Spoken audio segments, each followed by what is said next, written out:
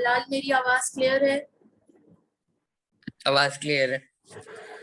कौन से चैप्टर्स हम कर चुके थे?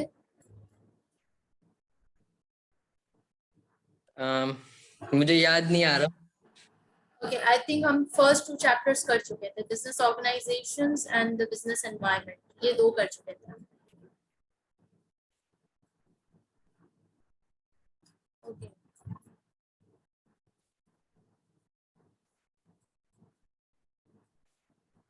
आपने दे दिया आपका जो पेपर देना था आपने? दे दिया। हो गए क्लियर? क्लियर हो गया। तो अब कौन सा देना है, F1 और साथ में F3। F3? ऑलराइट, तो हमने ये ऑर्गेनाइजेशंस वाला कर दिया था कि एक ऑर्गेनाइजेशन किसे कहते हैं, ऑर्गेनाइजेशंस एग्जिस्ट क्यों करती हैं, how are they different from each other, ये सारा हम कुछ कर चुके हैं। ठीक है, private and public sector, legal status, limited companies क्या होती हैं, कितनी तरह की लिमिटेड कंपनीज होती हैं, एडवांटेजेस डिसएडवांटेजेस, ये सारी कहानी हम कर चुके थे।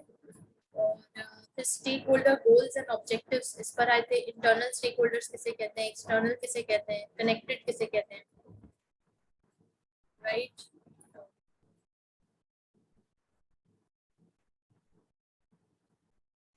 फिर हम बिजनेस एनवायरनमेंट पे आए थे और बिजनेस एनवायरनमेंट का काफी बड़ा चैप्टर था, तो हमने कंप्लीट किया था। बिलाल, आपको कुछ याद आ रहा है या नहीं आ रहा? बिल्कुल भी नहीं, मुझे याद नहीं है। बिल्कुल भी याद नहीं है। अच्छा, 1 मिनट होल्ड करो, फिर मैं जरा चेक करके बताती हूँ।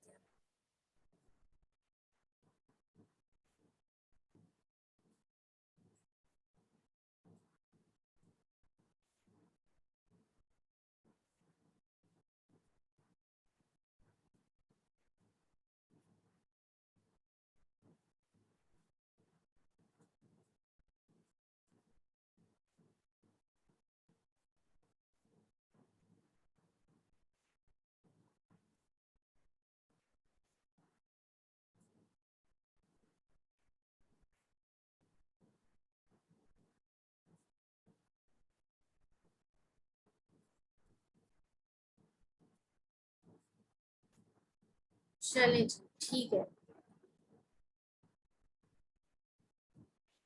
आज हम यहाँ से करते हैं personal effectiveness and communication, part E.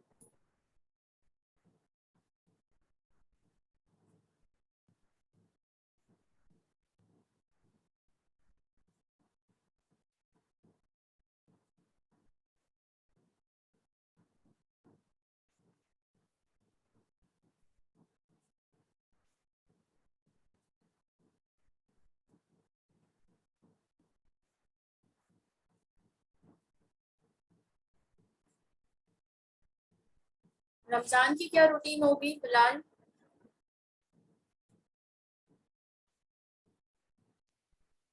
Ramzan की नॉर्मल जैसे होती है। सहरी, अफ्तारी, यही सब कुछ? हम्म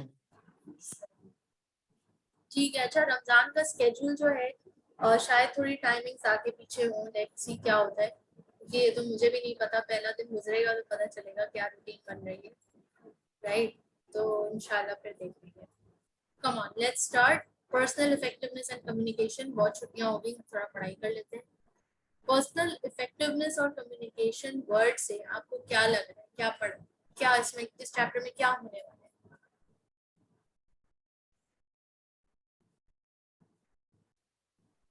पर्सनल इफेक्टिवनेस मतलब कि यानी कि जो पर्सनल होते हैं तो कितना इफेक्टिव काम करते हैं आपस में, उनकी क्या कम्युनिकेशंस होंगी, इस तरह का कुछ होगा इसमें। Right. It's basically, this chapter is going to talk about how you can improve your personality, how you can improve your communication skills. क्योंकि effective वही वो बंदा होता है जो communicate effectively कर सके। और effectiveness का क्या मतलब है? What do you understand by this word effectiveness? And what do you understand by this word efficiency?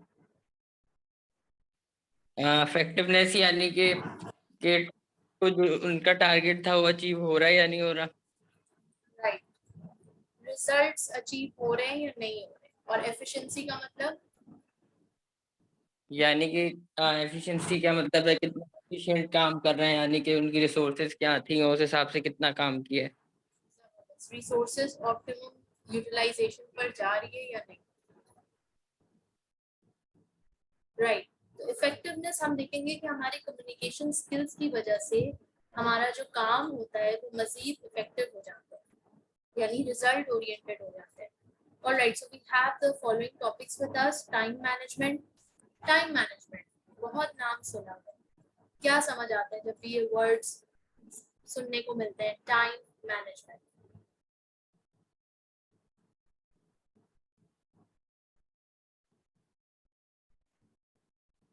यानी कि टाइम के हिसाब से काम करना, टाइम मैनेज करके टारगेट्स अचीव कर लेना या जो भी होगा। टाइम के हिसाब से काम करना, क्या मतलब टाइम के हिसाब से काम? यानी कि जैसे कि रिपोर्ट्स होती है तो टाइमली आनी चाहिए, इस तरीके की रिपोर्ट्स हो गए, कंट्रोल हो गए, और टाइमली हो, अगर लेट हो जाते हैं तो फायदा नहीं रहता रिपोर्ट का, इस तरीके का कुछ। फिलहाल आपकी जिंदगी के एक दिन में कितने घंटे मौजूद हैं? इसमें आपकी जिंदगी के एक दिन में कितने घंटे मौजूद होते हैं? 24 घंटे। 24 घंटे। मेरी भी जिंदगी के एक दिन में इतने ही घंटे हैं, यस और नो? यस। और किसी भी इंसान की जिंदगी में इतने ही घंटे हैं, यानी कि कुदरत फेयर है कि हर इंसान को, चाहे अमीर हो चाहे गरीब हो, ये 24 घंटे ही मिले। अब इन 24 घंटों में कोई कहाँ से कहाँ निकल जाता है, कोई कहाँ रह जाता है। So this all we need to do कि अपने इन 24 घंटों का हमने इस्तेमाल किस तरह करना है, and we need to go to optimum utilization. And what do you understand by this word optimum utilisation?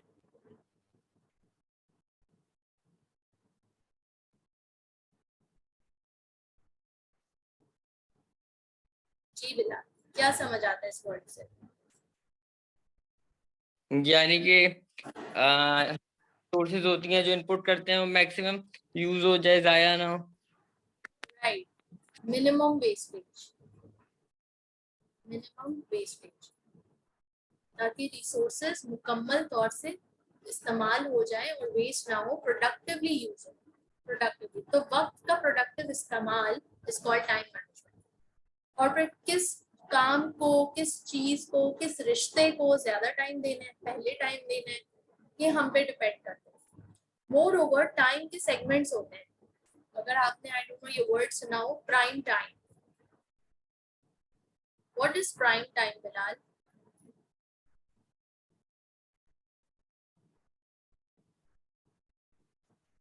पता नहीं।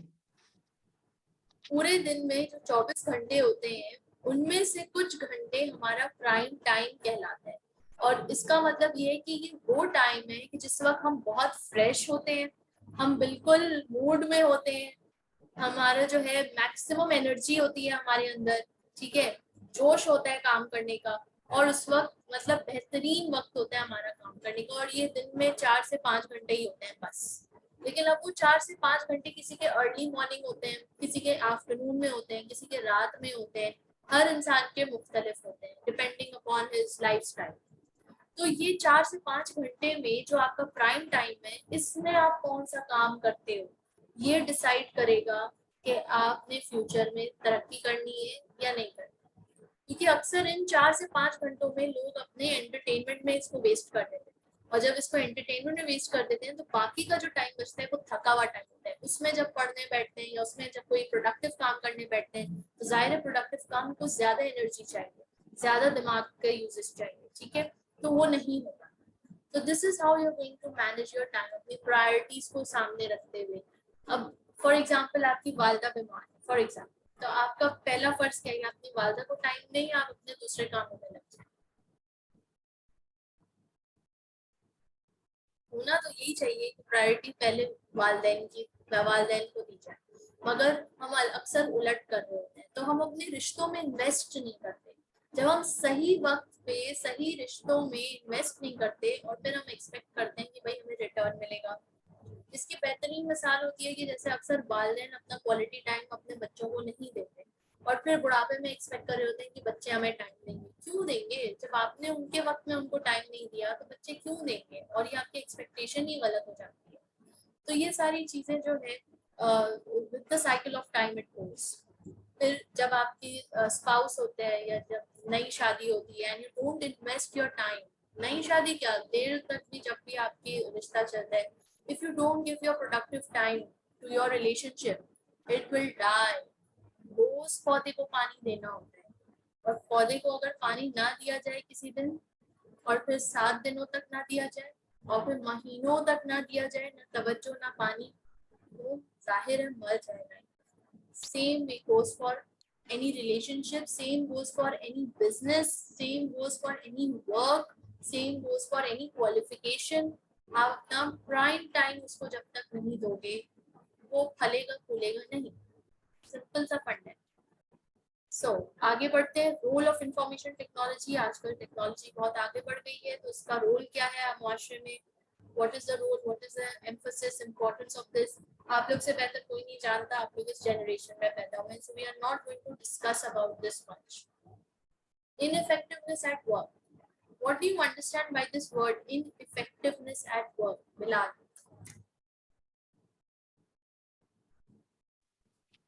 यानी कि टारगेट अचीव नहीं करना। यानी कि टारगेट अचीव नहीं करना। Yes, ineffectiveness at work. जबरदस्त। Next, competence frameworks and personal development. क्या समझ आ रहा है इससे?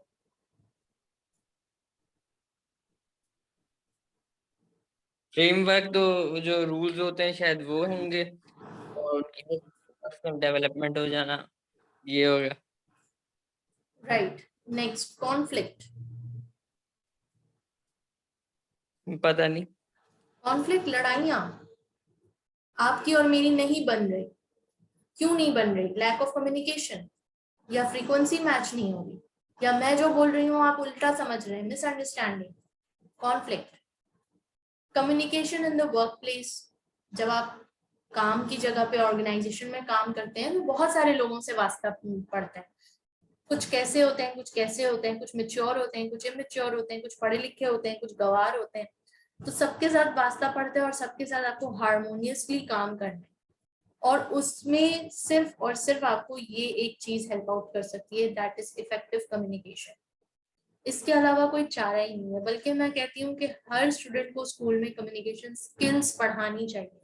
क्यों? क्योंकि इंसान और जानवर को जो एक चीज मुख्तलिफ करती है वो उसकी जबान है, कि इंसान बोल सकते हैं और कितनी भाषाओं में बोल सकते हैं, और जो उनके जहन में ख्यालात हैं उन सबको बोल सकते हैं।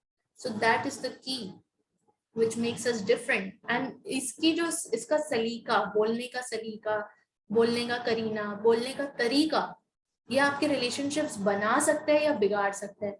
ये जबान ही तो है जो इंसान को जहन्नम में लेकर जाएगी, और ये जबान ही तो है जो इंसान को अर्श तक लेकर जाती है। तो ये जबान का सही इस्तेमाल ये हर इंसान को सीखना चाहिए, और हमें इन एन इंस्टीट्यूट सिखाना चाहिए, क्योंकि इसी से सक्सेस का डायरेक्ट रिलेशनशिप है। अगर मुझे सही कम्युनिकेशन करनी नहीं आती तो क्या मैं एक टीचर बन सकती थी? नेवर।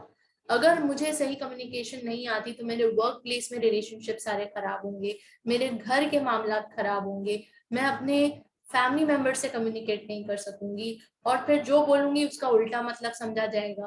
तो ये बहुत मैटर करते हैं। और कम्युनिकेशन सिर्फ जबानी नहीं होती। There are two types of communication, one is verbal and one is non verbal. एक जो जबान से अदा की जाए, और नॉन वर्बल आपकी बॉडी लैंग्वेज, आपके जेस्चर्स, आपके एक्सप्रेशंस, ये सब कम्युनिकेशन का हिस्सा है। देन फॉर्मल कम्युनिकेशन प्रोसेसेस देखेंगे, इनफॉर्मल कम्युनिकेशन चैनल्स देखेंगे, बैरियर्स टू कम्युनिकेशन देखेंगे, एंड कम्युनिकेशन मेथड्स को देखेंगे। ठीक है बिलाल, आगे बढ़ते हैं। Please read time management.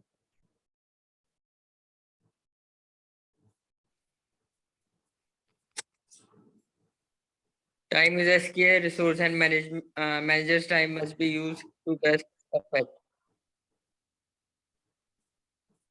Urgency and importance must be recognized and this task must be prioritized and scheduled. Interest can be managed using ABCD method. Other important methods are correct use of the telephone availability to callers and the seeing task through to completion. Okay, can you tell me the difference between urgency and importance using an example?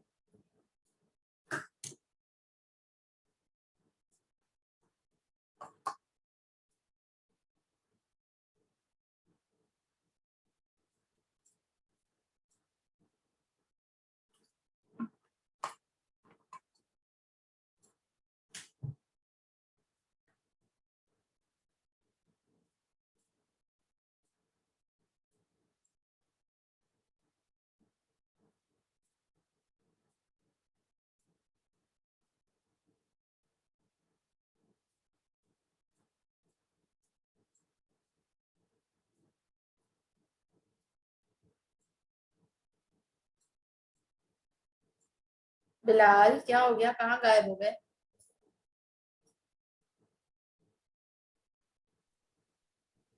इसके अंदर sentence कोई सा भी बताना है।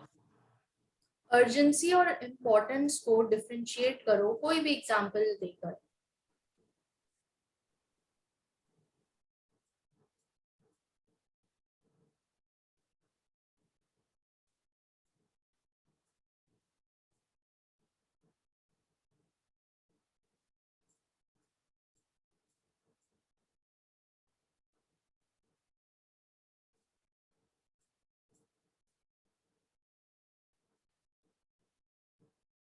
Urgency यानी कि जो काम यानी कि करना चाहे हो ना सके। अर्जेंसी मतलब अर्जेंट हो गया, इट इज अर्जेंट कि कल आपका एग्जाम है तो आपने आज ही बुकिंग करानी है, क्या कल एग्जाम डेट है तो आज अर्जेंट हो गया कि आपको बुकिंग करानी पड़ेगी, नहीं तो कल आपको पेपर बैठने में नहीं मिलेगा। अर्जेंट।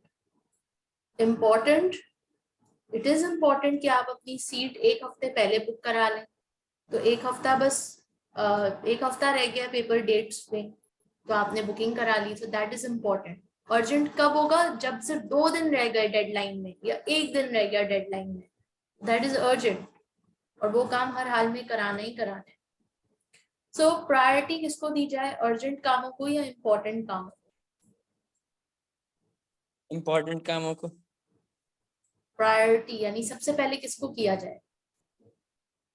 सबसे पहले तो जाहिर है पेपर बुक करवाएंगे तो ज्यादा इम्पोर्टेंट है, तभी पेपर देंगे। बिल्कुल, अगर तो मामला अर्जेंसी में पहुंच गया है तो अर्जेंट काम को पहले तवज्जो देंगे और कोशिश ये करेंगे कि अपने हर मामले को जब तक वो इम्पोर्टेंस के दायरे में है तभी उसको सॉल्व कर लिया जाए, क्योंकि हमें ये बताया जाता है अर्जेंट, इम्पोर्टेंट और ये लेस इम्पोर्टेंट एंड ये बिल्कुल भी इम्पोर्टेंट नहीं है, नॉट इम्पोर्टेंट। अच्छा, इम्पोर्टेंट से मुराद क्या है? इम्पोर्टेंट से मुराद हर वो काम जो आपको आपके गोल के करीब लेकर जाए, आपके टारगेट के करीब लेकर जाए, दैट इज इम्पोर्टेंट। अर्जेंट वो काम की जिसकी बस डेडलाइन अब सर पे आ गई है और आपने उसको बहुत डिले कर दिया है और वो बिल्कुल अब आपने नहीं किया तो बस अब तो या आप फेल हो जाओगे या कयामत हो जाएगी या अब आप उस चीज को कर नहीं सकोगे। सो अर्जेंट, हमें कहा यह जाता है कि अर्जेंट पर मत पहुंचाओ अपने मामलात को, इम्पोर्टेंट में रखो। जब तक वो इम्पोर्टेंट है तब तक उन्हें फटाफट फटाफट निपटाते जाओ। डोंट लेट योर थिंग्स और your schedules fall into urgent category, क्योंकि फिर आप ऐसी लाइफ जीते हो जिसे हैज़ार्ड लाइफ कहते हैं कि हर वक्त भाग भाग और जल्दी और अर्जेंसी यही लगी हुई है, हर वक्त कोई ना कोई मामला अर्जेंसी पे पहुंचा है। भाई जब वो इम्पोर्टेंट में था तब आपने क्यों नहीं किया? जब आपके पास 1 हफ्ते का टाइम था, 1 महीने का टाइम था, तब क्यों नहीं किया? लेस इम्पोर्टेंट कि हाँ इम्पोर्टेंट तो है मगर अभी ना भी करें तो खैर है। नॉट इम्पोर्टेंट बिल्कुल भी इम्पोर्टेंट नहीं, यानी उनका आपके टारगेट से कोई लेना देना नहीं, करो तो ठीक है, नहीं करो तो भी ठीक है। ये जैसे एंटरटेनमेंट के मामलात हो गए, फ्रेंड्स वगैरह के साथ हैंग आउट के मामलात हो गए, ये आपको आपके गोल के करीब नहीं लेकर जाते। So this is the difference between urgency and importance. And इसी को हमें बताया गया है कि इन दोनों में फर्क समझो और इन दोनों को फर्क समझते हुए अपने टास्क्स को उस हिसाब से प्रायोरिटाइज और स्केड्यूल करो। ठीक, ऑलराइट, आगे बढ़ते हैं। Effective time management involves number 1 goal or target setting, number 2 action planning, number 3 prioritizing, number 4 focus, 5 urgency, 6 organization. Just a minute.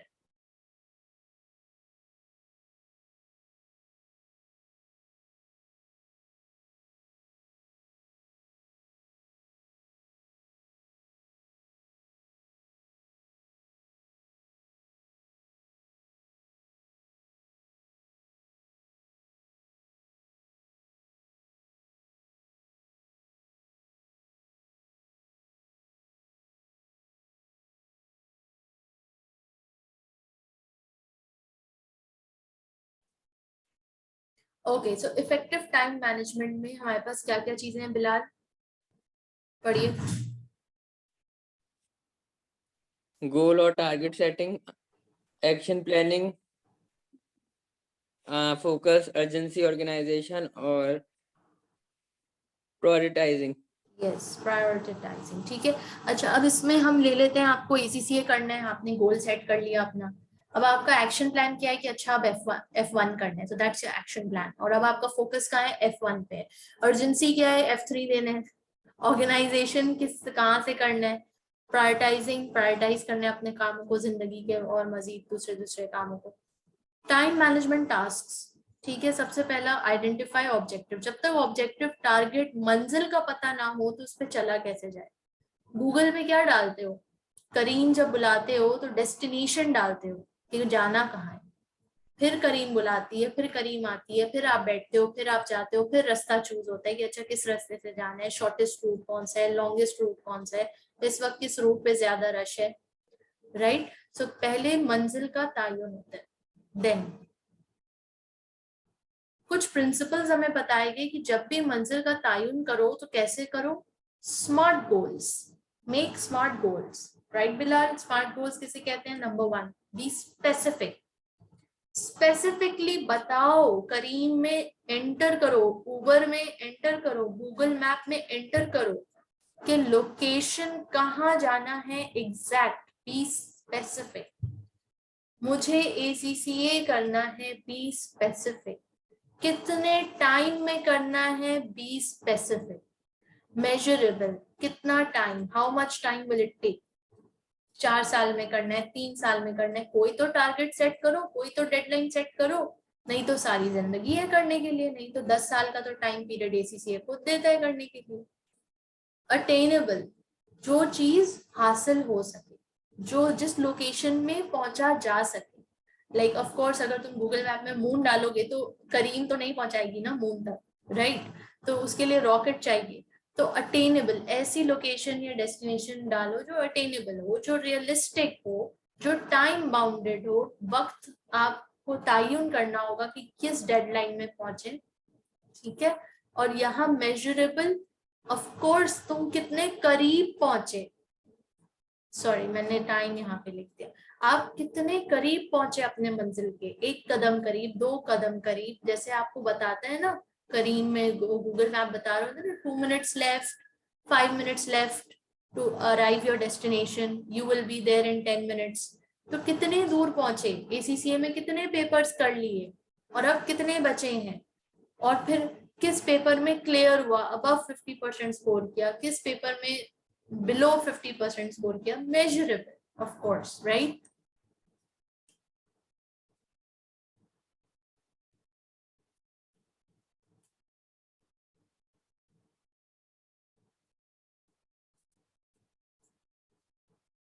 Okay, next, ABCD method of in-tray management. What is this ABCD method? पढ़िए।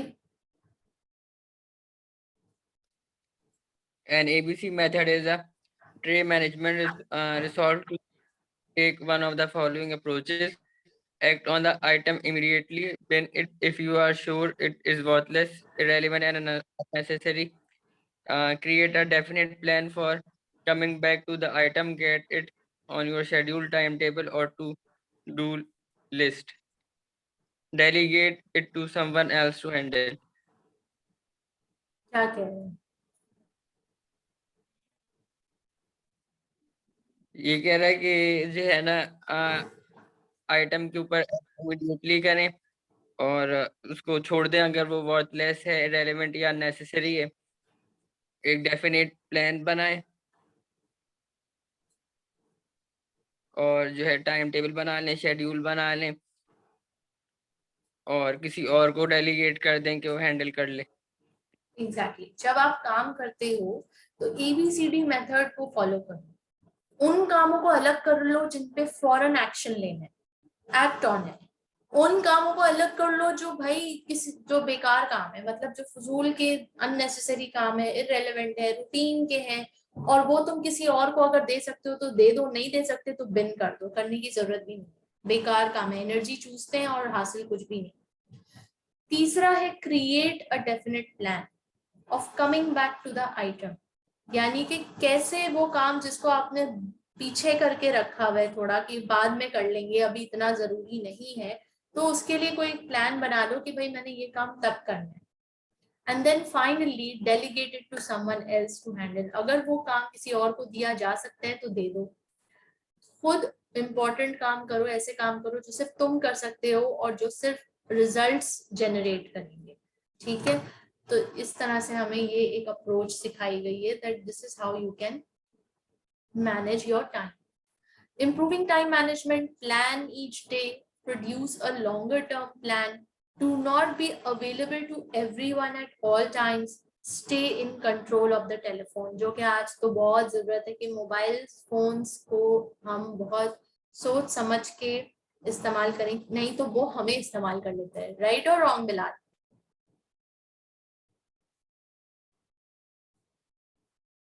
Right. कितना time Facebook करते हो? मैं आधा एक घंटा दिन में। लेकिन जब बैठते हैं तो वक्त का पता नहीं चला ना कैसे निकल जाता है, करते जाओ करते जाओ करते जाओ, है ना? अच्छा जी, क्या खाया बिलाल आज आपने खाने में?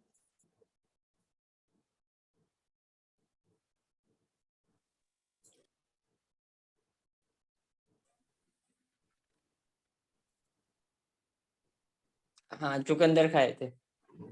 चुकंदर, चुकंदर की सब्जी, जबरदस्त।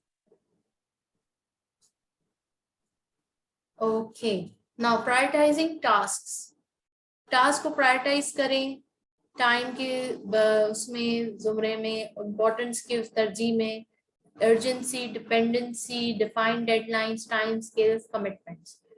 इस पे ज्यादा बात नहीं कर रहे। Prioritisation is but obvious. Work planning, plan करें कामों को, establish priorities, loading, allocation of task, sequencing of task, scheduling. अब बेटा ये सारी चीजें क्या है?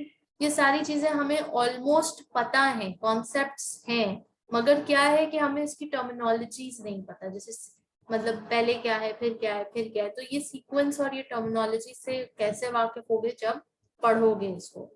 ऑलराइट, आगे बढ़ते हैं। Role of information technology, mobile communication, voice messaging systems, computer bulletin boards, video conferencing, electronic data interchange, ये इतनी सारी टेक्नोलॉजी आ गई है जस्ट फॉर कम्युनिकेशन। कौन सा टूल यूज करें कम्युनिकेशन का, ये डिसाइड करना मुश्किल होता जा रहा है। और कौन सा चैनल ऑफ कम्युनिकेशन यूज करें, कौन सा चैनल ऑफ कम्युनिकेशन सबसे ज्यादा इफेक्टिव रहेगा, तो ये हर ऑर्गेनाइजेशन के लिए डिफरेंट है। हो सकता है for a school it is appropriate to communicate through notices, through diary notes। बच्चों की डायरी में लिखते हैं ना टीचर्स नोट्स, होमवर्क, नोटिसेस। ठीक है, फिर ज्यादा फोन कर लें पेरेंट्स को, ईमेल सेंड कर लें, मगर ऑर्गेनाइजेशन में क्या डायरी में नोट लिख कर भेजेंगे एम्प्लॉय के? नहीं। You need to communicate either through WhatsApp or either through email or either through any other communication tool which the organization seems fit. अब जैसे यहाँ पे है कि conversation requires little or no planning, may be easily forgotten. अब advantages और disadvantages क्या हैं? हमारे पास यहाँ पे इतने सारे टूल्स हैं। कौन कौन से हैं? कन्वर्सेशन, एक जनरल बातचीत, जैसे मैं और आप अगर ऐसी बातचीत करें तो इट्स अ कन्वर्सेशन। कन्वर्सेशन में क्या होता है, कोई प्लानिंग नहीं होती, अब्रप्ट हम लोग बातें कर रहे होते हैं, और कोई भूल भी सकता है कि मैंने क्या कहा, आपने क्या कहा, मैं भी भूल सकती हूँ। मीटिंग में क्या होता है, मीटिंग में भी हम बातें ही कर रहे होते हैं, कन्वर्सेशन होती है, मगर एक फॉर्मल उसमें होती है, एनवायरनमेंट में होती है। तो फॉर्मल एनवायरनमेंट में फिर मिनट्स ऑफ द मीटिंग भी बनते हैं, तो उसमें कुछ एडवांटेजेस ये हो जाते हैं। मगर इसमें भी क्या होता है, लिमिटेशंस क्या है, टाइम वेस्ट होता है बहुत। क्यों टाइम वेस्ट होता है? कि भैया छोटी सी प्रॉब्लम है और एक फैसले से हल हो सकती है, मगर क्या है, अब वो छोटी सी प्रॉब्लम के लिए पहले मीटिंग कॉल होगी, 10 लोग जमा होंगे, फिर उस पर बहस होगी, फिर उस पर डिस्कशन होगी, फिर वो छोटी सी प्रॉब्लम का एक नतीजा निकलेगा। कितना टाइम वेस्ट हो गया बिला वजह। हालांकि वो बस ऑन द स्पॉट अगर एक बंदा होता तो वो झटपट फैसला लेकर काम खत्म हो जाता, मीटिंग की जरूरत ही नहीं पड़ती। तो मीटिंग के अपने नुकसान हैं। प्रेजेंटेशन, विजुअल एड्स, प्रेजेंटेशन बहुत हेल्प करती है।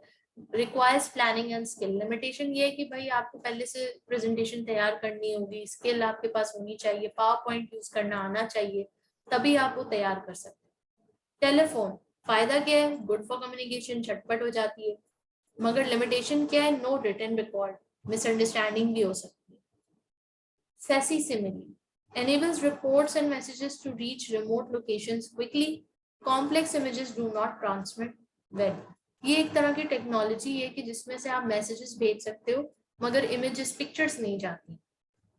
मेमोरेंडम परमानेंट रिकॉर्ड है, डिसएडवांटेज क्या है, इम्पर्सनल। लेटर परमानेंट रिकॉर्ड है, मगर डिसएडवांटेज क्या है कि इसका भी इनएक्यूरेट होता है, poorly presented, may be slow to arrive, letters बहुत स्लो होते हैं। पोस्ट का जमाना अगर आपको याद हो, चिट्ठियां भेजा करते थे कोई। Report provides a permanent often comprehensive written record, मगर मिसअंडरस्टूड भी हो सकता है। ईमेल, ये सही है, एडवांटेज है, मगर लॉन्ग मैसेजेस लोग इग्नोर कर देते हैं। ईमेल्स भी आजकल इतनी सारी फजूल में आ रही होती है इनबॉक्स में कि देखता कौन है, और टाइम किसके पास है। The effect of office automation on business, routine processing automated हो जाती है, paperless office हो जाता है। ये टेक्नोलॉजी से बड़ी आसानियां और सहूलत हुई है, but on the other hand कुछ मुश्किलात भी आ गई हैं, जैसे कि सिक्योरिटी इश्यूज, या फिर हैकर्स, या फिर वायरसेस, कि अगर मेरा सब कुछ, मेरी सारी रिकॉर्डिंग्स, मेरे सारे नोट्स इस लैपटॉप में है, और अगर आज के दिन ये लैपटॉप खुदा ना खासा खराब हो जाता है तो गई भैंस पानी, उसको रिकवर करना एक अजाब हो जाता है। फिर सब वो अलग अलग आईडीज के अलग अलग पासवर्ड्स याद रखना कितना मुश्किल है। तो ये जहाँ पे टेक्नोलॉजी से बहुत फायदे हुए हैं, वहाँ टेक्नोलॉजी से कुछ नुकसान आते हैं। इनइफेक्टिवनेस एट वर्क, बिलाल पढ़िए।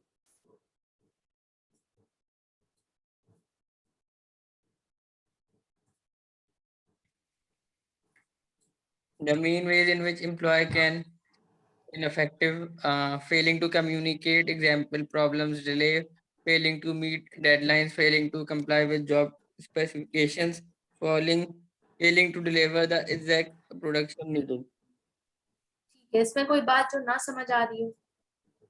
नहीं. Effects on the organisation, Potential problems are not identified, and so no countermeasures can be taken in time to prevent the problem arising. Problems are not dealt with as they arise. Deadlines are not met. Customers are angry and go elsewhere. Next competence frameworks and personal development, पढ़िए। A competence framework sets out what an employee should be able to do and what the employee ought to do. Competence framework, अब बात समझ आ रही है कि हमें ये framework क्या बताता है कि एम्प्लॉइज को क्या आना चाहिए और क्या वो कर सकें। ये दोनों बातें उनको आनी चाहिए। अगर उनको आती हैं तो फिर ठीक है, वो जॉब के लिए फिट है, और अगर नहीं आती तो फिर कोई और बंदा देखा जाए जॉब के लिए। सो असिस्टिंग इफेक्टिव रिक्रूटमेंट के लिए ये कॉम्पिटेंस फ्रेमवर्क बहुत काम आता है.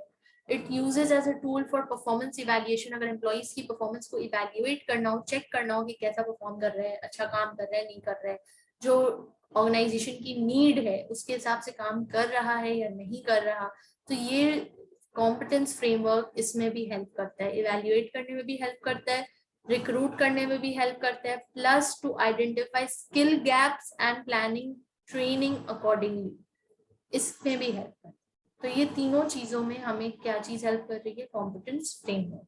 कुछ एडवांटेजेस हैं, कुछ डिसएडवांटेजेस हैं, इसको देख लीजिएगा. कोचिंग किसे कहते हैं? बिलाल पढ़िए.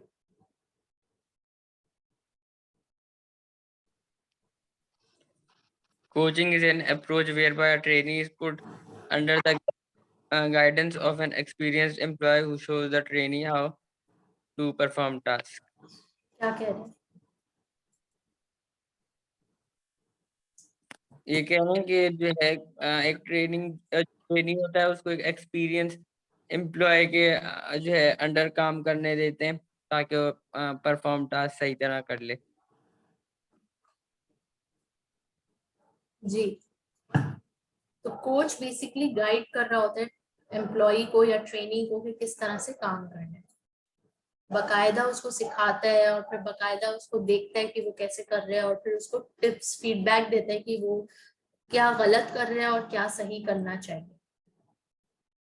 तो उसके लिए again we start with to set a target, then plan a systematic learning and development program, then identify opportunities, then take into account strengths and limitations of the trainee, and then exchange feedback. ये procedure है. Mentoring किसे कहते हैं?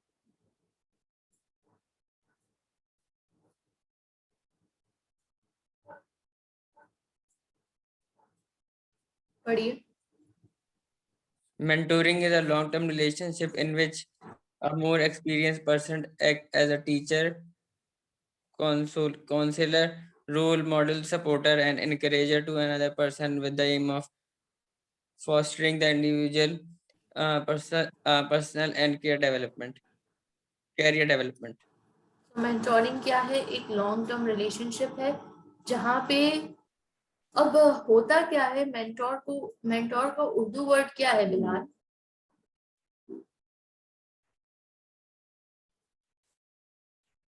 Mentor का Urdu word क्या है?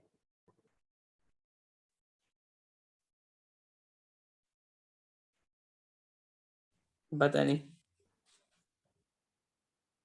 मुरब्बी. Mentor का Urdu word है मुरब्बी. वो शख्स जो आपको रब से जोड़ देता है. और वो रब से कैसे जोड़ता है? रातों रात तो नहीं हो सकता ना ये. So it's a long term relationship. जो मुखलिस हो, जो आपको सही गाइड करे, जो आपकी बेहतरी के लिए आपको सही मशवरा दे. और मेंटोर खुद जाके नहीं बोलता सबको कि मैं तुम्हारा मेंटोर हूं, मैं तुम्हारा मेंटोर हूं. No no no. ये कोई इंडिविजुअल चूज करता है कि हाँ मुझे ये शख्स पे मुझे एतबार है और मैं इससे जाके मशवरा करूंगा और ये मेरा मेंटोर. ये डिसाइड करता है. मेंटोर नहीं डिसाइड करता कि आओ आओ मैं मेंटोर हूँ. जैसे टीचर्स तो हम बन जाते हैं ना कि आई एम योर टीचर, मगर मेंटोर चूज करता है. कौन चूज करता है? मेंटी चूज करता है कि उसको गाइडेंस किससे चाहिए, उसको एतबार किस पे, क्योंकि उसको जिस पे एतबार होगा वो सुनेगा उसी की और वो मशवरा भी उसी से लेगा और वो उसी को अपना मुखलिस जानेगा. देन नेक्स्ट, ये सारी बातें आपने पढ़ लेनी है. Counselling. What is counselling?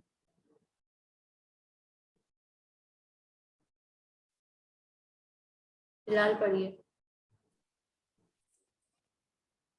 Counseling is an interpersonal interview, the aim of which is to facilitate another person in identifying and working through a problem. Exactly. अब इसमें काउंसलर का क्या रोल है? काउंसलर तो हम जाते हैं, अक्सर पे करते हैं काउंसलर को और पे करके उनसे अपनी प्रॉब्लम शेयर करते हैं या जहाँ स्टक होते हैं. और काउंसलर बेसिकली उस पर्सन को फैसिलिटेट करता है, थोड़ा सा उसको टेक्निकली बताता है कि अच्छा तुम मतलब ऐसे सवालात करता है जिसपे वो सोचने पर मजबूर हो जाए और फिर वो समझे कि अच्छा मेरी ये क्या मैं जो कर रहा हूँ सही कर रहा हूँ, गलत कर रहा हूँ, सही कर रहा हूँ तो ठीक है, गलत कर रहा हूँ तो फिर मुझे अब क्या करना चाहिए। तो काउंसलर जरा उसको हेल्प आउट कर देते हैं इन चीजों में। बेनिफिट्स भी हैं काउंसलिंग के और डिसएडवांटेजेस भी हैं, तो ये सारी चीजें आपने खुद गो थ्रू करनी है। पर्सनल डेवलपमेंट प्लान्स, आजकल इस वर्ड पे बड़ा फोकस है, PD, personal development, self development, कि हर इंसान को भले वो स्कूल पढ़ ले, भले वो कोई डिग्री हासिल कर ले, कोई क्वालिफिकेशन कर ले, मगर मुस्तकिल ताहयात उसने अपने ऊपर काम करना है, सेल्फ डेवलपमेंट। और ये क्या है, ये हमें अल्लाह सुब्हान तआला ने कुरान में भी कहा है, क़द अफ़लह मन तज़क्का, बेशक फलाह उसी की है जो अपना तज़किया करता रहता है। एंड व्हाट इज तज़किया बिलाल? तज़किया का जो रूट वर्ड है वो ज़की है, ज़ा काफ और या, तज़किया। और इसके मायने हैं कि गुलाब का फूल है, गुलाब का पौधा है, और गुलाब के पौधे के आसपास बहुत सारी झाड़ियां निकल आई हैं, ठीक है। तो ये जो झाड़ियां है ना, ये इस गुलाब के पौधे को कहीं ना कहीं छुपा देती हैं। तो माली क्या करते हैं, माली इन अनवांटेड झाड़ियों को, इन अनवांटेड वीड्स को काटता है, हटाता है, ताकि जो असल डिजायर्ड प्लांट है जो कि गुलाब है वो नजर आए, वो विजिबल हो और उसकी नशोनुमा हो। क्योंकि अगर वाइल्ड प्लांट्स ग्रो हो जाएंगे तो सारे सॉइल से न्यूट्रिएंट्स वो ले लेंगे, धूप भी वो ले लेंगे, तो इसकी नशोनुमा नहीं हो पाएगी और ये हमारा डिजायर्ड प्लांट है। तो इस अमल को, वाइल्ड प्लांट्स की काट छाट को ज़की कहते हैं, तज़किया कहते हैं। तो इंसान की भी जो पर्सनालिटी है या इंसान की भी जो शख्सियत है, सेल्फ डेवलपमेंट इसी को तो कहते हैं कि इंसान अपनी शख्सियत के जो नुकीले कोने हैं, जो दूसरों को चुभ रहे हैं, उनको जरा घिसता है और उनको जरा राउंड शेप करता है ताकि किसी को उसकी जात से तकलीफ ना हो। और ये तज़किये का अमल ज्यादातर इंटरनल होता है। हम एक्सटर्नली भी बहुत सारी चीजें कर रहे होते हैं, जैसे कि बॉडी के लेवल पे बाल काटने होते हैं हर 15 दिन में, नाखून काटने होते हैं हर हफ्ते, नहाना होता है रोज, रोज खाना खाना होता है, नहीं तो बॉडी नहीं चलेगी। एक्सरसाइज भी करनी है तो रोज करनी है, नहीं तो बॉडी नहीं बिल्ड नहीं होंगे, मसल्स बिल्ड नहीं होंगे। सो एक्सटर्नल लेवल पे तो हम बॉडी पे रोज काम करते हैं, इसी तरह इंटरनल लेवल पे भी हमें रोज काम करना है। और वो रोज अपनी पर्सनैलिटी पे क्या काम करने हैं, अपना तज़किया करना है। और ये तज़किया का अमल दर हकीकत क्या है, इंसान के अंदर क्या है बिलाल? इंसान के बाहर तो बहुत सारी चीजें हैं, जैसे कि बाल, कपड़े, लुक्स, ये सब पे काम किया, इंसान करता ही है काम, इंसान को खूबसूरत लगना अच्छा लगता है। What about internal? इंटरनल एक इंसान के अंदर कौन कौन सी चीजें होती हैं बिलाल जिसपे वो काम कर सकता है? अपने एटीट्यूड पे काम कर सकता है, जबरदस्त, अपने एटीट्यूड पे।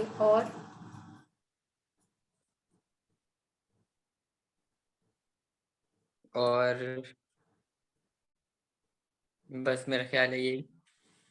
अपने थॉट्स पे, अपने इमोशंस पे, अपनी हैबिट्स पे, अपनी कम्युनिकेशन स्किल्स पे, और इसी तरह बहुत सारी चीजें जो इंटरनली एक इंसान काम कर सकता है और उसको हर लम्हे, हर वक्त, हर रोज अपना तज़किया करना है, क्योंकि फलाह इसी में। सक्सेसफुल वही है जो सेल्फ डेवलपमेंट पर काम करता है और अपनी जात को पहले से बेहतर, पहले से बेहतर, पहले से बेहतर बनाता चला जाए। तो अल्टीमेटली फिर वो एक मुकाम आ जाता है कि जहाँ पे इंसान 80-90% अपनी इस्लाह कर चुका होता है और इंसान की वो पर्सनालिटी, वो शख्सियत एक बड़ी ही खुश मिजाज और खुश इखलाक वाली हो जाती है। और सूरह राद में, सूरह नंबर 13 आयत नंबर 11 में अल्लाह सुब्हान ताला ये कहते हैं, ला युगय्यिरू मा बिकौमिन हत्ता युगय्यिरू मा भी अनफुसिहिम। क्या मतलब है? ला युगय्यिरू, ला मतलब नहीं, युगय्यिरू मतलब चेंज, नहीं चेंज करता, माँ भी कौमिन, उस कौम को, हत्ता यहाँ तक के युगय्यिरू माँ भी अनफुसिहिम, हत्ता कि वो कौम खुद को चेंज करे जो उसके अंदर है, माँ भी अनफुसिहिम। यानी इस आयत से इतनी बड़ी बात सामने आ रही है, इतना बड़ा सीक्रेट रिवील हो रहा है कि अल्लाह सुब्हानहू तआला कौन है? तो मालिक है, वो तो रब्बुल आलमीन है, वो तो कुल्ली शैइन कदीर है। उनके ऊपर, उनके पास तो सारी पावर्स हैं कि वो जो चाहे कर सकते हैं। मगर वो क्या कह रहे हैं कि मैं नहीं बदलूंगा किसी कौम की हालत। मैं क्यों बदलूं? है मेरे पास बहुत सारी पावर, मैं बदल सकता हूं, मगर मैं नहीं बदलूंगा जब तक वो कौम खुद अपने अंदर की हालत ना बदल दे। यानी कि स्टार्ट कहाँ से होना है, तब्दीली कहाँ से आनी है, इनिशिएट कहाँ से होना है? हमारे अंदर से, हमारे नफूस से। माँ भी अनफुसिहिम, इंटरनल चेंज हमारे अंदर हम खुद लाएंगे, इनिशिएट करेंगे अपने एटीट्यूड, अपने थॉट्स, अपने इमोशंस, अपने हैबिट्स, अपनी कम्युनिकेशन स्किल्स, इस पर काम करेंगे, तब जाकर अल्लाह भी हमारी मदद करेगा और रास्ते हमारे लिए खोलेगा और हमें हिदायत देगा। मगर इनिशिएशन कहाँ से होगी? हमसे। We have to start. Allah कहते हैं तुम एक कदम बढ़ाओ, फिर मैं 70 कदम बढ़ाऊंगा तुम्हारी तरफ, मगर स्टार्ट तुम्हारी तरफ से है। चाहत तुम्हें शो करनी है, इरादा तुम्हें पक्का करना है, अज़म तुम्हें करना है। इसी तरह ACCA वाले भी यही बोलते हैं, एग्जामिनर्स, कि भैया पढ़ने का शौक तुम्हें होगा तो तुम करोगे ACCA, तुम पढ़ने का शौक होगा तुम्हारे अंदर तो तुम बैठोगे पढ़ने, बैठोगे पढ़ने तो फिर कुछ दिमाग में घुसेगा, मेहनत करोगे, दिमाग में घुसेगा तो एग्जाम देने जाओगे, एग्जाम दोगे तो जाके मैं तुम्हें मार्क्स दूंगा ना, क्लियर हो करोगे। मेहनत तुम नहीं कर रहे, पढ़ना तुम नहीं चाह रहे, मैं कैसे तुम्हें ACCA क्वालिफिकेशन, ACCA अप्रूव कर दूं? नहीं कर सकते ना। तो same way, so self development starts with us, initiation हमसे हो। ओके जी, आगे बढ़ते हैं। कॉन्फ्लिक्ट, भाई कॉन्फ्लिक्ट तो आएंगे, कहाँ नहीं होते? घर पे भी होते हैं, बाहर भी होते हैं, वर्क प्लेस में भी होते हैं, राह चलते भी होते हैं।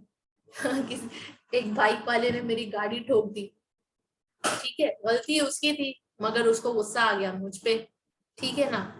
तो ये हो गया कॉन्फ्लिक्ट। हम एक दूसरे को जानते भी नहीं है, फिर भी कॉन्फ्लिक्ट अराइज हो जाते हैं।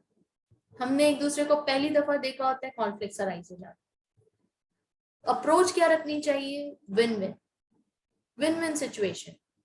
मतलब ना मेरी हार हो ना आपकी हार हो, हम दोनों की जीत हो। कॉम्प्रोमाइज कर रहे हैं तो आप भी कर रहे हैं, मैं भी कर रही हूँ, दोनों की जीत हो, विन विन सिचुएशन। ठीक है, आगे बढ़ते हैं। How does conflict arise? इस आपसे बेहतर तो ये, आपसे और मुझसे बेहतर ये कौन जान सकता है बिलाल, कॉन्फ्लिक्ट अराइज कैसे होते हैं? Power, resources, goals, differences, work methods, time scales, बहुत सारे रीजन है, और सबसे बड़ा रीजन है ईगो। अगर मैं एक वर्ड में बोलूं कि कॉन्फ्लिक्ट का एक ही वाहिद रीजन है ईगो। ईगो जिसका बड़ा होगा वहां वो सबसे ज्यादा बंदा फसाद कर रहा होगा और कॉन्फ्लिक्ट कर रहा होगा, और सबसे ज्यादा अनकोऑपरेटिव होगा, बिल्कुल कोऑपरेट नहीं करेगा। Next, managing your interpersonal conflicts. अच्छा, मजे की बात, हम तो ACCA पढ़ रहे हैं ना बिलाल, हमें ये इतने सारे वैल्यूज क्यों सिखाए जा रहे हैं? वैल्यूज कि अपने ऊपर काम करो, personality development, personal development, communication skills, interpersonal conflicts, क्या मतलब? ये तो मतलब ऐसा तो नहीं होती कोई क्वालिफिकेशन। हमें कोर्स रिलेटेड टेक्निकल बातें बताएं, ये सब क्यों बता रहे हैं? क्या लगता है आपको?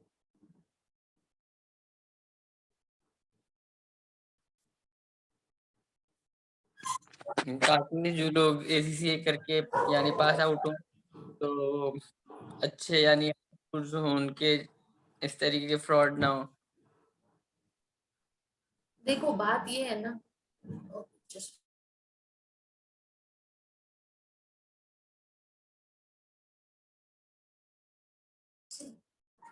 ऑलराइट। तो अब इसमें हो क्या रहा है, बात ये है कि हम कौन है Bilal, who are we are humans.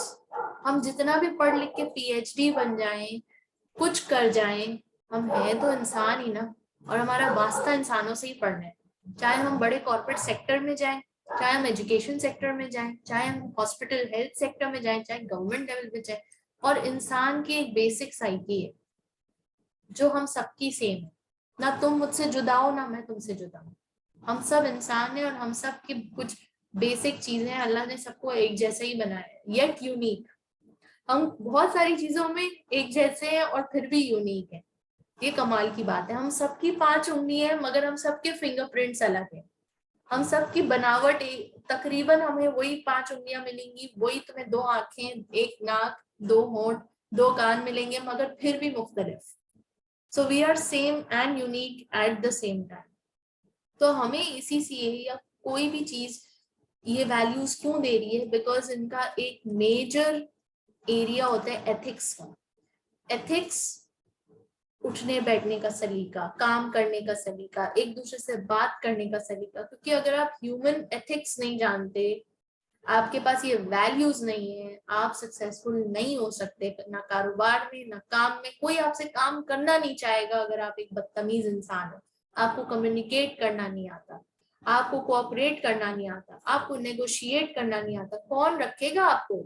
एक सेल्समैन तो अगर कस्टमर से फड्डा कर ले, बदतमीजी करे, तो ऑर्गेनाइजेशन निकाल देती है उस सेल्समैन को कि आपको अपने गुस्से पे काबू ही नहीं है। कहाँ है आपकी इमोशनल इंटेलिजेंस। इससे अच्छा हम रोबोट को रख लेते हैं आपकी जगह, वो आपसे अच्छा कस्टमर को डील कर लेगा, राइट। तो ये सारी चीजें इसमें हमें सिखाई जाती है। Managing conflict in the team, कल को आप बड़े लेवल पे जाएंगे, आपके अंडर एक टीम काम कर रही होगी, टीम में कॉन्फ्लिक्ट होगा, how are you going to resolve it. ये सब लाइफ स्किल्स में आता है। क्या है ये सब लाइफ स्किल्स है। आपके घर में ही आपके 2 फैमिली मेंबर्स लड़ पड़े हैं, आप कैसे उनमें रिजॉल्व कराओगे, सुलह कैसे कराओगे। आपके 2 भाई लड़ पड़े हैं, आपके 2 बच्चे लड़ पड़े हैं, आपके पेरेंट्स लड़ पड़े हैं, तो ये सारी कहानी तो घर घर की है। तो क्या करोगे फिर। डिनायल, विड्रॉल, एक ये रिस्पॉन्स है कि आपने स्वीप अंडर द कार्पेट, मसले को अच्छा छोड़ो छोड़ो छोड़ो छोड़ो छोड़ो। क्या कहते हैं वो, लड़ाई लड़ाई माफ करो, अल्लाह का घर साफ करो। और आपने उसको रिजॉल्व नहीं किया, मगर आपने कहा अभी हटो हटो हटो, दोनों फर्दों को अलग कर दिया, स्पेस क्रिएट कर दी, उसको अलग ध्यान लगा दिया, उसको अलग ध्यान लगा दिया। That is denial, withdrawal. Suppression, आपने दबाया। खबरदार यहाँ पे अपने घर के मसाइल लेकर आए तो ऑफिस में उसी वक्त नौकरी से निकाल दिए जाओगे। Suppression. Dominance, application of power और influence to settle the conflict. अभी के अभी क्या हुआ कि 2 पार्टीज में फड्डा हुआ और आप बॉस थे, आपने कहा तुम जीते तुम हारे, अब जाओ अपना काम करो। Compromise, bargaining, negotiating, conciliating. तो उसमें क्या है, 2 फर्द को आपस में बैठकर नेगोशिएट करवाया जा रहा है, बात करवाया जा रहा है, रिजॉल्व करने की कोशिश की जा रही है कि मसला क्या है। इंटीग्रेशन और कोलैबोरेशन, इंटीग्रेट करें सबको, टीम को लेकर चलें, साथ लेकर चलें, कोऑपरेट करें, कोलैबोरेट करें। एनकरेज कोऑपरेटिव बिहेवियर, यानी कि जो सबसे ज्यादा कोऑपरेटिव एम्प्लॉय होगा उसको अवार्ड मिलेगा। तो इस तरह के कुछ इंसेंटिव्स दें, कुछ इस तरह के प्रॉब्लम सॉल्विंग जो है, ताकि स्मूथली काम हो, टीम आपस में प्यार मोहब्बत से चले। क्योंकि जाहिर है टीम सिर्फ 2-3 बंदे, घर में 4-5 फर्द होते हैं, मुश्किल से झगड़े हो जाते हैं। बड़ी बड़ी ऑर्गेनाइजेशन में बड़ी बड़ी टीम्स होती हैं, 20-20, 25-25 टीम मेंबर्स होते हैं, कैसे फड्डे ना हो। और जब हो तो फिर उन्हें सॉल्व कौन कराएगा। तो ये सारे मामला भी हमें बता रहे हैं। विन विन अप्रोच हमें सिखाया जा रहा है, भाई विन विन अप्रोच रखो, ना तुम्हारी हार ना तुम्हारी हार, तुम दोनों जीते। कैसे जीते, इस तरह से फैसला कराओ कि विन लूज ना हो, लूज लूज ना हो, win win. This is the most appropriate acceptable approach। Win loose में क्या होगा, जो पार्टी लूज होगी उसके दिल में बात रह जाएगी। अब ये दोनों पार्टी लूज है तो दोनों के दिल में बात है, और विन विन में दोनों के दिल में कोई बात नहीं। अच्छा जी, फिर है फॉर्मल ग्रीवेंस प्रोसीजर, यानी कि अगर फिर भी कोई खड्डा है, कोई शिकायत है, तो एक प्रॉपर तरीकेकार है कि उसको कैसे अप्रोच किया जाए, उसको कैसे रिजॉल्व किया जाए। तो उसका तरीकेकार ये है कि आप जो है बॉस के पास अर्जी लिखें कि भाई ये मेरा मसला है, सॉल्व नहीं हो रहा, बॉस जरा सॉल्व कराएं। और अगर नहीं तो फिर आप या तो रिजाइन की तरफ भी जा सकते हैं, आप काम छोड़ने की तरफ भी जा सकते हैं, आप डिपार्टमेंट चेंज करने की तरफ भी जा सकते हैं। ये सारे सोल्यूशंस हैं, ठीक है। Communication in the workplace, बहुत सारे तरीके हैं कम्युनिकेशन के। सबसे पहला है giving instructions. Bilal, are you with me? यहाँ तक फॉलो कर रहे हैं? यस। ओके। पहला कम्युनिकेशन का तरीका इंस्ट्रक्शंस, तुमने ये करना है, ये करना है, ये करना है। दूसरा है गिविंग और रिसीविंग इंफॉर्मेशन, आज ये हुआ, ये हुआ। एक्सचेंजिंग आइडियाज, मेरा आइडिया ये, आपका आइडिया क्या है, तो ये प्रॉब्लम आ गई है, अब इसको कैसे निपटें। अनाउंसिंग प्लान्स और strategies, comparing actual results against plan, rules और procedures, communication about the organization structure. ये 6 तरीके हैं कि जिसके जरिए वर्क प्लेस में कम्युनिकेशन की जाती है। डायरेक्शन ऑफ कम्युनिकेशन डाउनवर्ड्स, यानी कि अपर लेवल मैनेजमेंट अपनी टीम को कम्युनिकेट कर रही है, दैट मीन्स डाउनवर्ड्स। अपवर्ड्स, नीचे से टीम ऊपर बॉस को कम्युनिकेट कर रही है, that is upward communication. Sideways, colleagues आपस में एक दूसरे को कम्युनिकेट कर रहे हैं। एंड डायगनली, एक डिपार्टमेंट से दूसरे डिपार्टमेंट में कम्युनिकेशन है, तो इसके दूसरे नाम है वर्टिकल, हॉरिजॉन्टल। वर्टिकल मतलब अपवर्ड, या हॉरिजॉन्टल मतलब लैटरल, ठीक है। नेक्स्ट, इंटर डिपार्टमेंटल आपका डायगोनल हो गया। कम्युनिकेशन पैटर्न्स और नेटवर्क्स, कम्युनिकेशन पैटर्न्स में एक है सर्कल। सर्कल, पूरे सर्कल में बात पहुंच गई, या ये सब टीम मेंबर्स, सबको बात पहुंच गई। देन चेन, ये चेन बन रही है, ये आपके पास सामने सर्कल के एग्जांपल है, चेन बन रही है, ये चेन है बिल्कुल स्ट्रेट लाइन। ये वाई में कम्युनिकेशन हो रही है, यानी ए बी को करेगा, बी सी को करेगा, सी ई और डी दोनों को करेगा।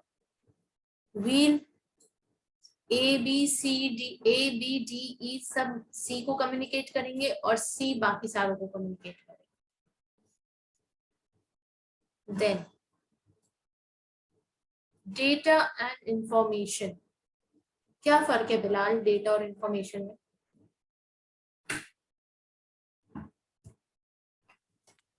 डेटा वो होता है जो कि समझ में ना आए, और इंफॉर्मेशन जो है प्रोसेस हुआ हुआ होता है जो समझ में आ जाए। एग्जैक्टली, डेटा कुछ समझ नहीं आता, इंफॉर्मेशन प्रोसेस फॉर्म में समझ आ जाती है।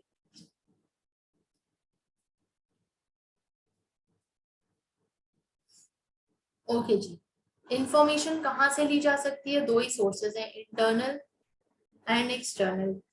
इंटरनल मतलब within the organisation, external मतलब आउटसाइड द ऑर्गेनाइजेशन। जब इंफॉर्मेशन बाहर से आएगी, मार्केट से आएगी, गवर्नमेंट से आएगी, सप्लायर से आएगी, कस्टमर से आएगी, तो वो एक्सटर्नल इंफॉर्मेशन कहलाएगी।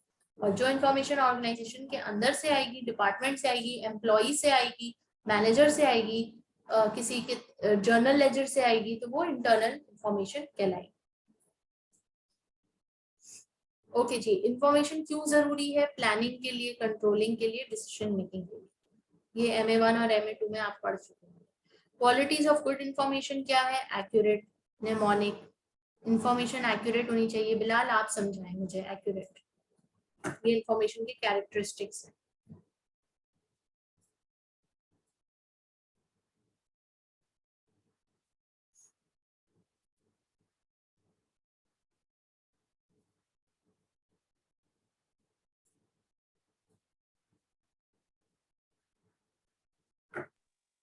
क्या करना है, रीड करना है इनको?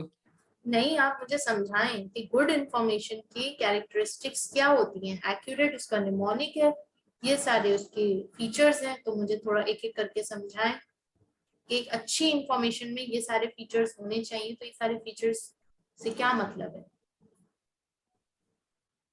एक्यूरेट से मतलब कि एक्यूरेट होनी चाहिए, गलत ना हो, कंप्लीट होनी चाहिए, यानी कि ज़ाहिर है इनकम्प्लीट होगी तो भी सही नहीं होता, और कॉस्ट बेनिफिशियल यानी कि उसका कॉस्ट ज़्यादा ना आ जाए, उसके बेनिफिट कम हो, और टारगेट जो है टारगेटेड होनी चाहिए, रेलेवेंट होनी चाहिए उसको, और टाइम के हिसाब से वो लेट ना हो जाए, इजी टू यूज यानी कि अंडरस्टैंडेबल हो, जो पढ़ रहा है समझ रहा है उसको। कॉस्ट बेनिफिशियल का क्या मतलब है? कॉस्ट बेनिफिशियल यानी कि जो कि कॉस्ट है वो बेनिफिट से अगर ज्यादा हो गई तो फायदा नहीं होगा। एग्जैक्ट, ठीक है। फिर इंफॉर्मेशन मजीद 3 टाइप्स में डिवाइड की जाती है, strategic, management, operation. Strategic information top level management को जो इंफॉर्मेशन चाहिए, मैनेजमेंट लेवल पे जो इंफॉर्मेशन चाहिए tactical level, and operational level जो बिल्कुल लोअर लेबर्स लोअर स्टाफ को इंफॉर्मेशन चाहिए। कम्युनिकेशन प्रोसेस, सेंडर इंफॉर्मेशन भेजता है, उस इंफॉर्मेशन को मैसेज जो होता है वो कोडेड होता है, और उस मैसेज को डीकोड कौन करता है? रिसीवर। रिसीवर इसको डीकोड करता है, सेंडर इसको कोडेड फॉर्म में भेजता है, और बीच में नॉइज आ सकती है, डिस्टॉर्शन हो सकता है। ओके जी। Encoding of message, medium for the message, feedback, distortion, noise. Distortion मतलब के बीच में कोई प्रॉब्लम आ गई जिसकी वजह से मैसेज जो है ना सही मैसेज नहीं पहुंचा। नॉइज, नॉइज यानी कि डिस्टर्बेंस, डिस्ट्रैक्शन, बीच में वो फिजिकल नॉइज भी हो सकती है, वो साइकोलॉजिकल नॉइज भी हो सकती है, यानी कि मैं मेंटली डिस्टर्ब्ड हूँ, तो जिसकी वजह से मुझे गुस्सा आ रहा है, फ्रस्ट्रेशन हो रही है, थकावट है, और मैंने सही से नहीं पढ़ा है, that is noise. Social noise क्या हो सकती है? पर्सनैलिटी में डिफरेंसेस। फिजिकल नॉइज क्या हो सकती है? वाकई में पीछे से कुत्ता भौंकने की आवाज आ रही है, तो कभी एम्बुलेंस की आवाज आ रही है, तो कभी कुछ, तो ये सारे डिस्टर्बेंसेस, या नेटवर्क का कोई प्रॉब्लम हो जाए, ठीक, तो ये सारी नॉइजेस हो गए। इफेक्टिव कम्युनिकेशन पढ़िए।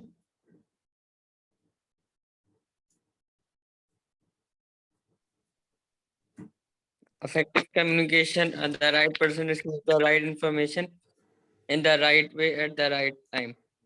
बस ये डेफिनेशन है इफेक्टिव कम्युनिकेशन, कि सही वक्त पे सही जगह सही बंदे को सही तरीके से बात करना चाहिए। इनफॉर्मल कम्युनिकेशन यानी कि इनफॉर्मल तरीके से बात करना, इसको यूजुअली क्या कहते हैं? ग्रेप वाइन कहते हैं। क्या कहते हैं बिलाल?